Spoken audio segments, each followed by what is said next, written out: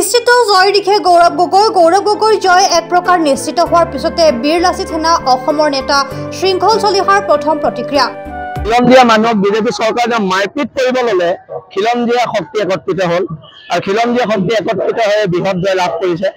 আৰু এটা কথা আমি ইয়াৰ পৰা স্পষ্ট কৰি দিছো বিজেপিৰ যুৱ মৰ্চা যিবিলাক গুণ্ডামি কৰি আছে সব ঠিকা ঠেকুলিৰ ক্ষেত্ৰত এইবিলাকৰ বিপক্ষে এটা ৰায়দান হৈছে আৰু আমি আশা ৰাখিছো গৌৰৱ গগৈ খুব ভালদৰে সমষ্টিৰ কাম কৰিব আৰু যিমান পইচা বিলালে বিজেপিয়ে যোৰহাট লোকসভা সমষ্টিৰ মানুহে এটা কথা কৈ দিলে যে 1200 টকাত বিবেক আৰু ভোট বিক্ৰী কৰা মানুহ আমি নহয় আৰু এটা কথা লগতে ক'লে যে হ'ব পাৰো আমি দুখীয়া আমি গোলাম নহয় আঁঠু কাঢ়ি অধিকাৰ খোজা আমাৰ নিয়ম নহয় আৰু বেয়াও লাগিছে বিজেপিয়ে ইমান পইচা বিলালে পইচাবিলাক মানুহক আমি কৈছিলো যিমান আমালৈ ফোন আহে যে এনেকে 10,000 দিছে 15,000 দিছে মই লৈ লম ভোটটো খালি বিৰোধ দিব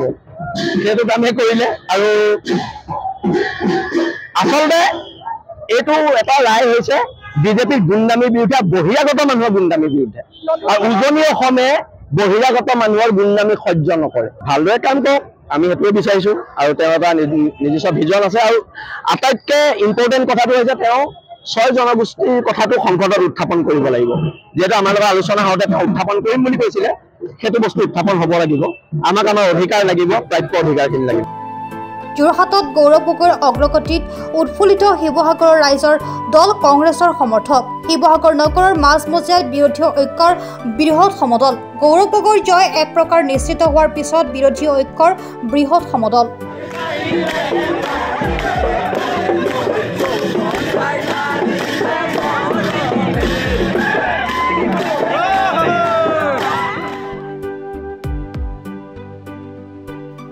নিউজ ডেস্ক ৰিপৰ্ট প্ৰাতঃটাইম ডিজিটেল হদিয়াৰ পৰা ধুবুৰীলৈ বৰাকৰ পৰা ব্ৰহ্মপুত্ৰলৈ সকলোৰে মাজত চিনাকি এটা নাম প্ৰাতঃটাইম